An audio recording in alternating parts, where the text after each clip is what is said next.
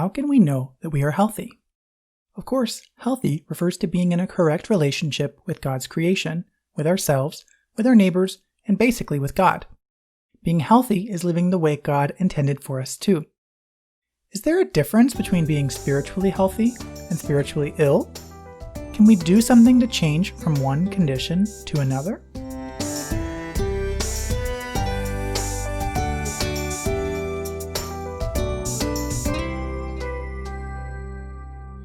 So let's read Jeremiah 17, 1-14.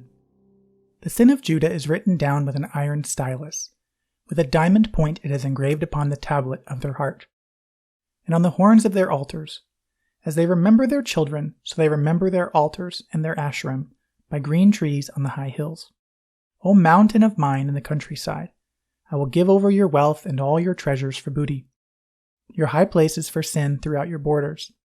And you will, even of yourself, let go of your inheritance that I gave you. And I will make you serve your enemies, in the land which you do not know, for you have kindled a fire in my anger, which will burn forever. Thus says the Lord, Cursed is the man who trusts in mankind, and makes flesh his strength, and whose heart turns away from the Lord. For he will be like a bush in the desert, and will not see when prosperity comes, but will live in stony wastes in the wilderness, a land of salt without inhabitant. Blessed is the man who trusts in the Lord, and whose trust is the Lord. For he will be like a tree planted by the water, that extends its roots by a stream, and will not fear when the heat comes, but its leaves will be green, and it will not be anxious in a year of drought, nor cease to yield fruit. The heart is more deceitful than all else, and is desperately sick. Who can understand it?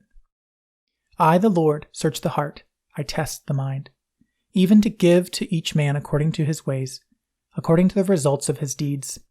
As a partridge that hatches eggs which it has not laid, so is he who makes a fortune, but unjustly. In the midst of his days it will forsake him, and in the end he will be a fool. A glorious throne on high from the beginning is the place of our sanctuary. O Lord, the hope of Israel, all who forsake you will be put to shame. Those who turn away on earth will be written down, because they have forsaken the fountain of living water, even the Lord. Heal me, O Lord, and I will be healed. Save me, and I will be saved, for you are my praise. And so there are 3 points today. The first is, let's look at the spiritually ill, mentioned in verses 5-6.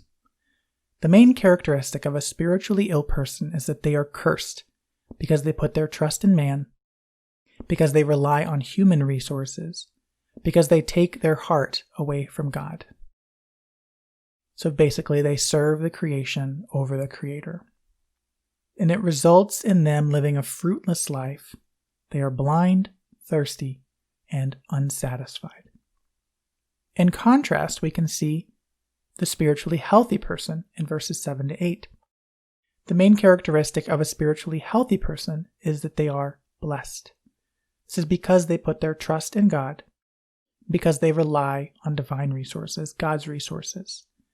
And this results in their life being fruitful, stable, and satisfied.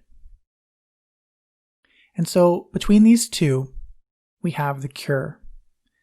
Because it says in this passage that deceitful is the heart and wicked, that no human being can understand it or know it. Only God knows the heart, and for this reason we need to direct our hearts towards Christ. In Jeremiah 17:14, we see the conclusion, Heal me, O Lord, and I will be healed. Save me, and I will be saved, for you are my praise. And so I pray today that you put your hope, your trust, your love, and all that you have in God and in God alone, so that you might be spiritually healthy today. God bless, and see you next week.